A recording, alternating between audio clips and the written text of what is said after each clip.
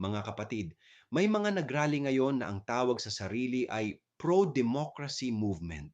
Pero tanungin natin, demokrasya ba talaga ang ipinaglalaban kung ang binabatikos lang ay ang kalaban at ang kaalyado ay hindi pwedeng banggitin?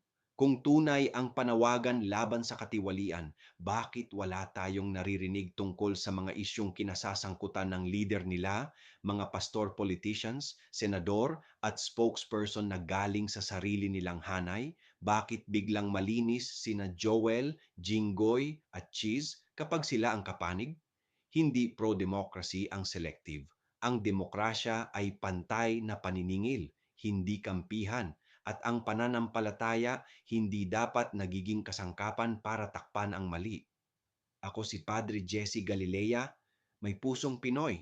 Kasama mo sa pananalig at pakikibakang panlipunan. Hanggang sa muli mga kapatid.